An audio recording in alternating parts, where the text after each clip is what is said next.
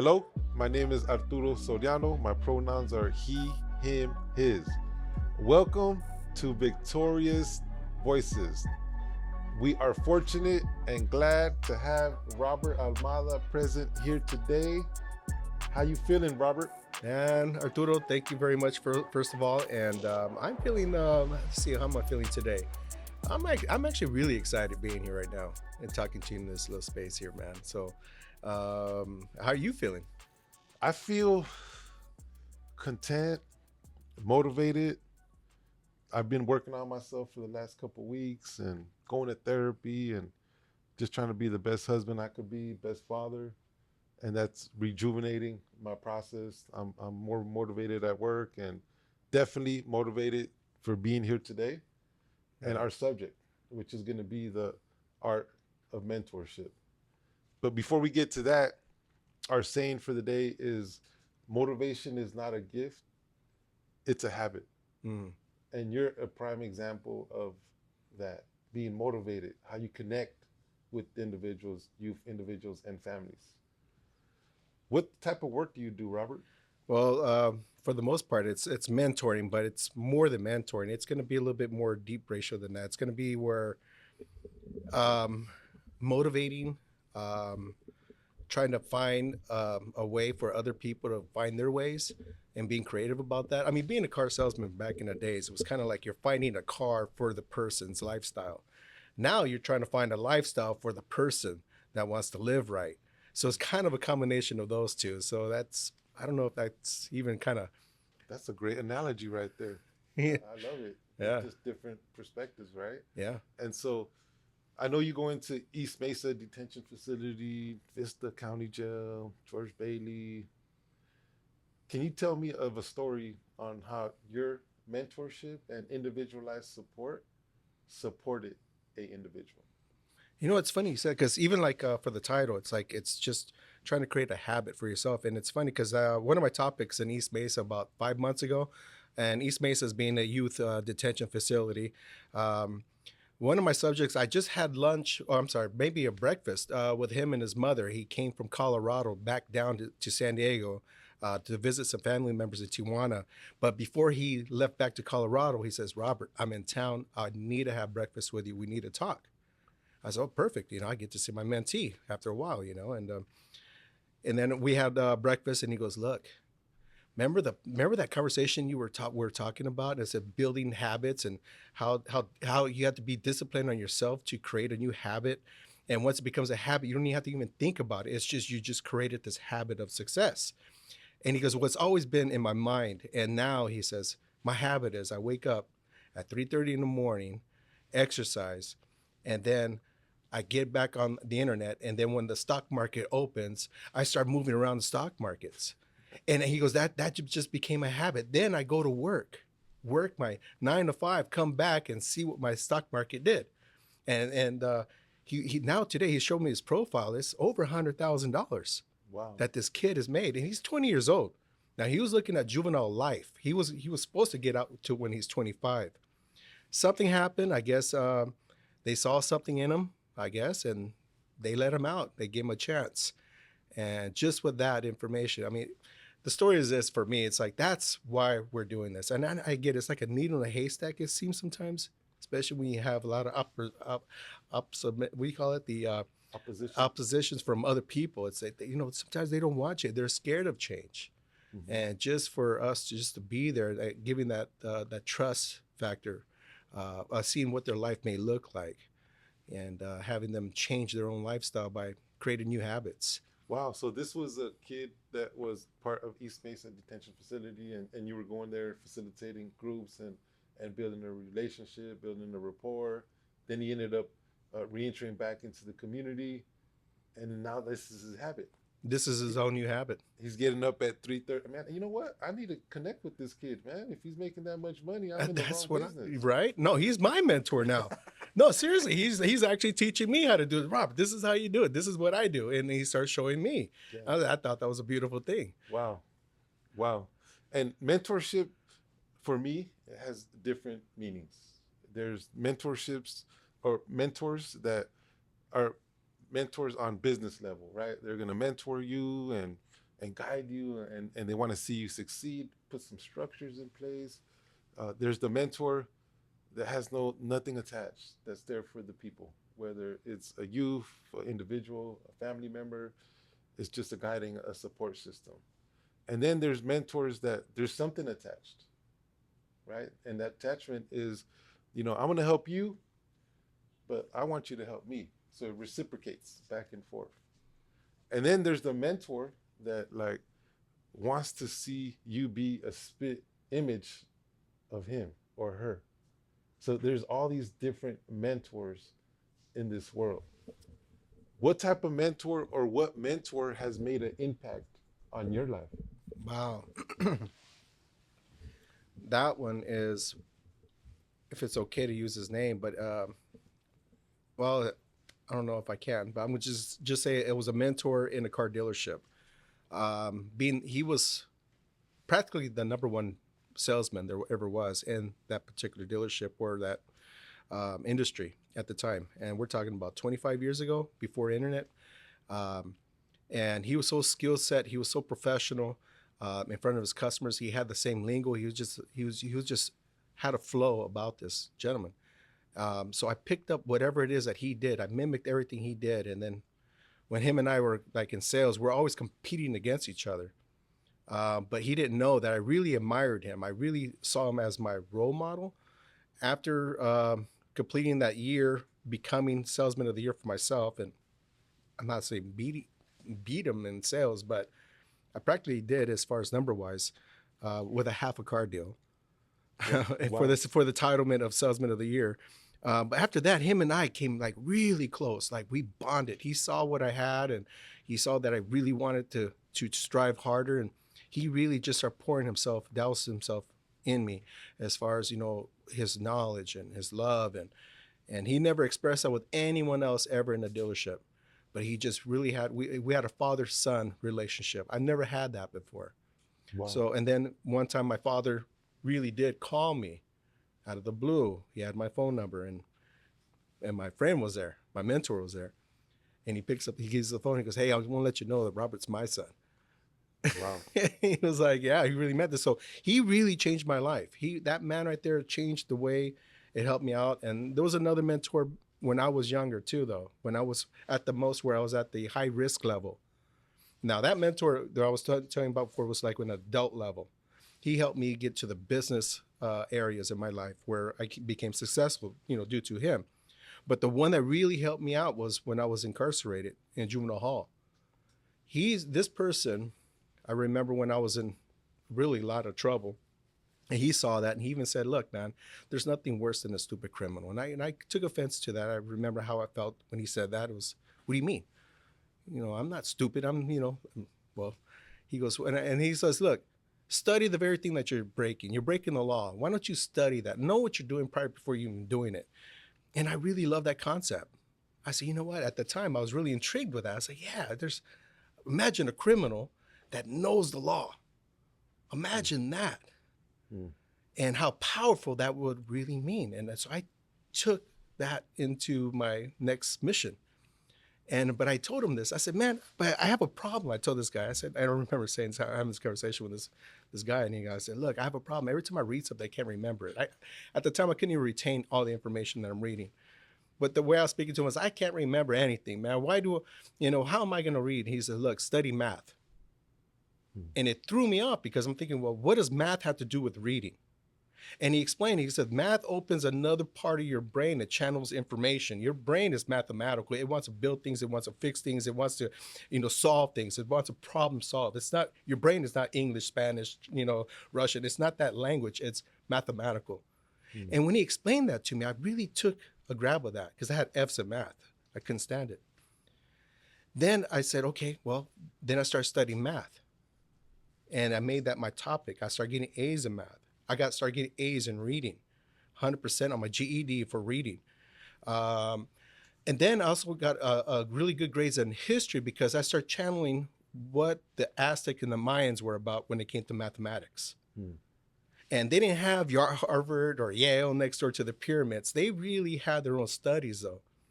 And it was passed down from generation to generation, that these guys understand the concept of zero and how it repeats itself and how the zero keeps repeating itself over and over again. Mm-hmm. So when I obtained that information, I got A's in history, math, reading, science.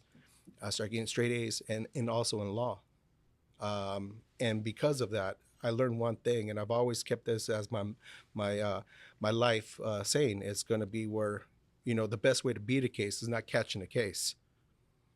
So I got advanced where I'm like, okay, I got it now. Mm.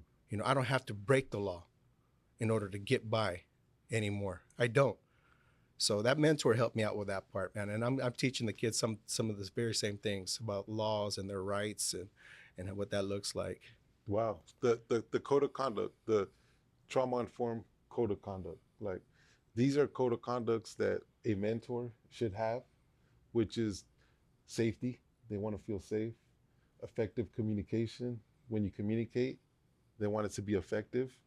They want somebody that's supportive, right? A supportive staff, a supportive mentor, and they want that individualized support. I've had many, many mentors in my life, some on inspiration, on structure, on financial, strategically, on how to, right? And I've had, and you you get that when you're doing the right thing and moving forward in your journey, and you gravitate, and people want to help you, right? And it happens naturally. How do you feel when you go into the institution on the adult side? For me, I'm going to give an example of a individualized support and the first time I went into an institution. I remember going into an adult institution in George Bailey's, and I had been to George Bailey probably 15 years ago. So first, I'm nervous, just checking in, going in through the process of going to visit an individual. But I remember, like, I was in a fight or fight response. Like, my nervous system was going haywire, and I was sweating, like, because of that system induced trauma, because I was there 15, 17 years ago.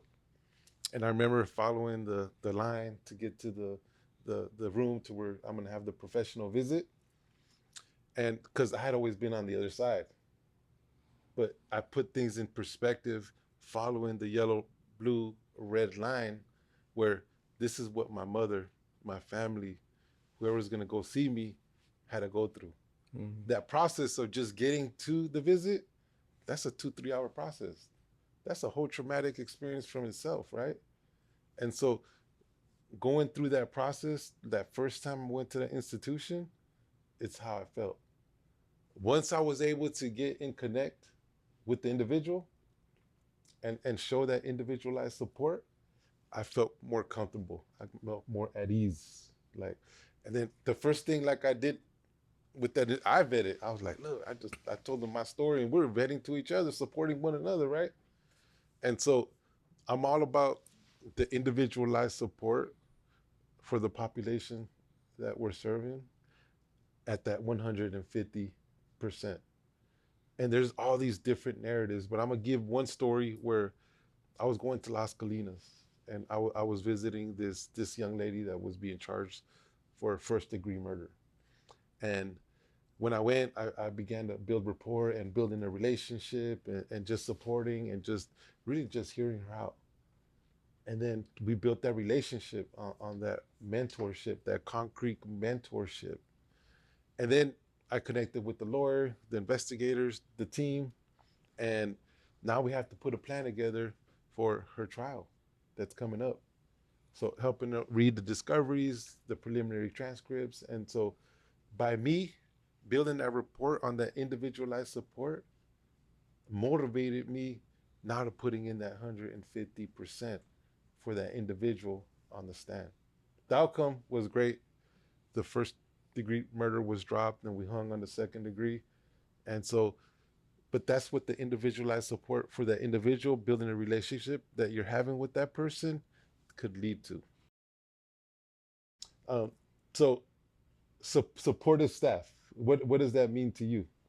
Supportive staff. I mean, it's just like what it says. It's getting support when you're giving support, in areas in the back end of the whole situation. I mean, that's something I'm learning too. and how the back end support really makes a big difference. Yeah. Because you really, when you're in front of the kids, or when you're like, and when you have a client, let's just say like yourself. I mean, you're dealing with your own traumas. You're walking into a room that you're going to be facing a lot of fears, and overwhelmingly, you're going to get optimistic, from a lot of your clients sometimes. And it just happens to be that way because we're all human. We're testing people before we're going to give our trust. We want to make sure you can handle my worst. Because if you can handle this, then we're going to be, and then at the same time, you got so many other things going on behind the scenes. So you got to make sure you have the right people in gear, that they're doing the right things and being accountable. And we have to be accountable for each other. Yeah. So I think, yeah, you got to have that as far as organizational, especially in the mentorship aspects. So the art of mentorship could mean many different things. But the attributes and the characteristics that a mentor should have is that effective communication, supportive staff, individualized support, and mentees, they want to feel safe. Once you're able to like create that safe space for them, then the rapport begins. All you need, even if you don't have a mama, you don't have a daddy, you don't have a grandpa, you don't have no family, you have no family. All you need is that one caring adult that's going to be there for you and support you in your process. And where you need that support, that caring adult is going to be there for you. And that's a mentor or a friend, a navigator. Name it what you want, but all you need in life is that one caring adult. So let me ask you something real quick. And as far as, Arturo, we've known each other for many years, and I know there's been a lot of, gaps in those years that I've known you. And I know you're facing a lot of traumas too, as far as, even today, we talk about certain things that affect us. Even when when you go down to, the courthouse or whatever it is, and you put yourself in that situation, how did it feel for you? What was your energy like when you were actually in those areas? Whew. It's a matter of, in them situations, it's a matter of life or death for them individuals. Like, the life is like, they're going to reenter back into the community, or they might be facing life sentences. And so the first time that I took the stand, I remember I needed a support system. And so who did I take? I brought my mother with me. Yeah, I brought my mother with me, just so I could feel supported and grounded. And I remember taking the stand, and my nervous system was going haywire. Like, the sweat, like I could feel it, like just pouring. My back was wet. And, like I did the expert testimony and everything, and the lawyer is asking all the questions. I'm responding. And then the DA comes.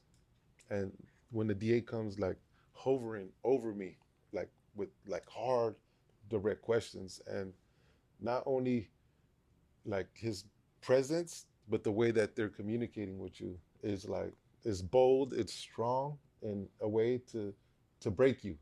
So you get nervous. So even though I felt it, I was shaky, my knees were like, buckling.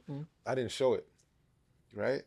And so that was my first experience.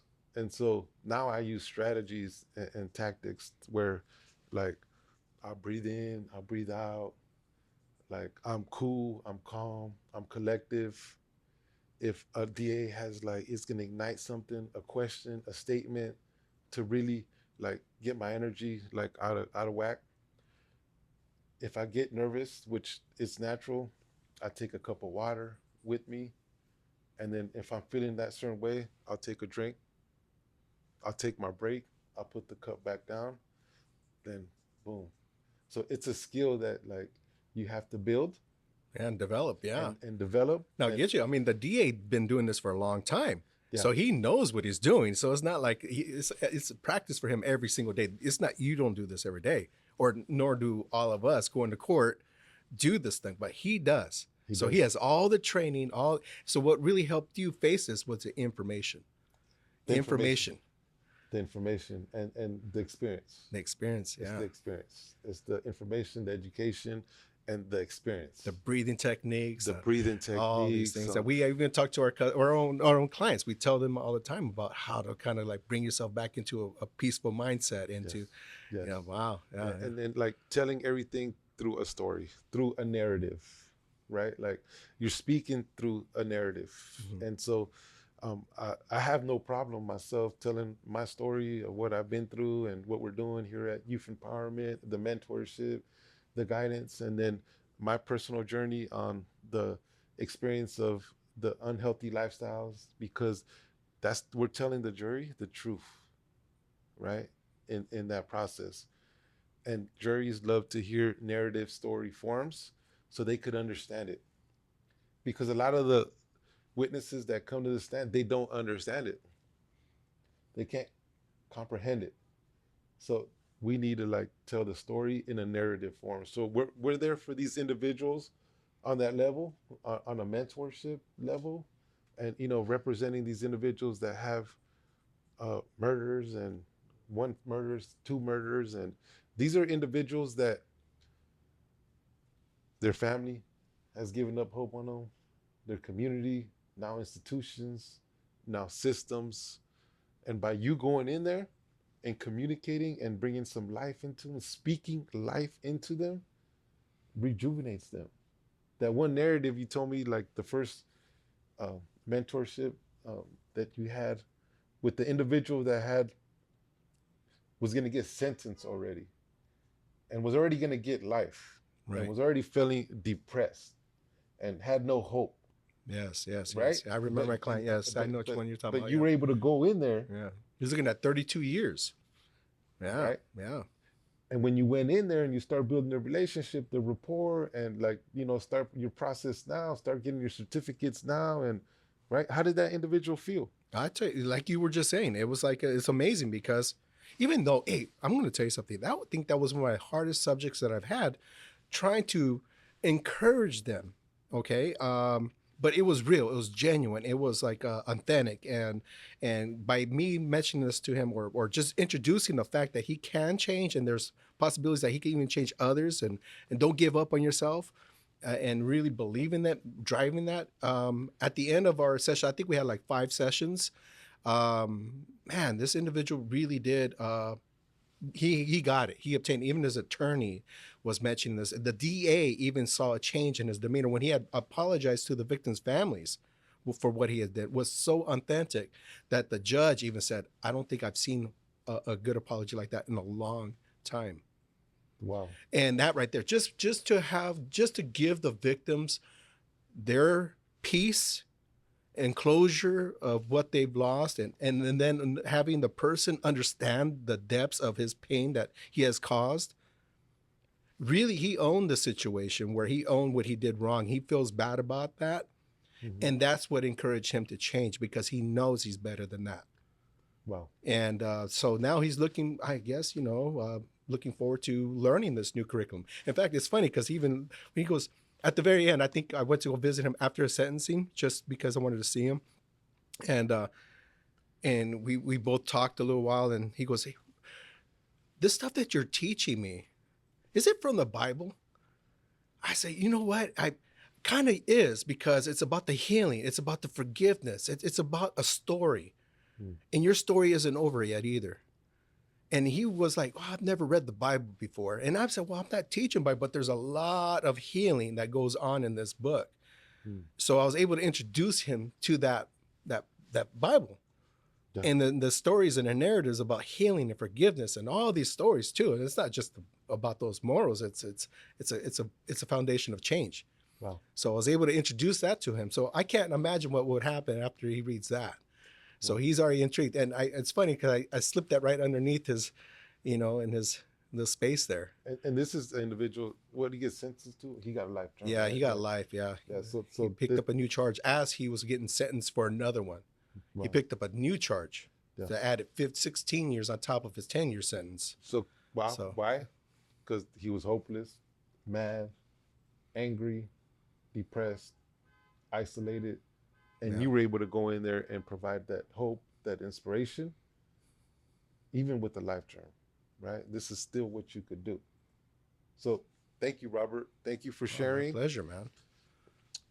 And we're going to do a checkout for Victorious Voices. How do you feel now? I feel relieved. I feel feeling confident. I'm feeling motivated, and I feel. You know what? I'll tell you what. I really feel. I feel happy, genuinely happy about what we're doing, what I'm doing, and how much it's actually changed me to be in this organization like this. It's really changed me a whole. It's when I used to be a car salesman, it was all about me and how many, cars I could sell. Now it's like me and a group of people and see how many lives we could change, and for the positive aspects of it. And I think it just reached my pinnacle of my life, and I'm gonna do this until I'm done, until God calls me home. So thank you, Arturo, for letting me be a part of this, man. Yeah, thank you, man. I appreciate you, man. And so, community, if you're experiencing some type of trauma, you need some support. Like I was saying earlier, like all you need in this life is that one caring adult. Just reach out to somebody. Reach out to youth empowerment. If we don't have the resource for you, then we could do our very best to find the resource for you. So thank you. Love y'all. We'll be back. Peace.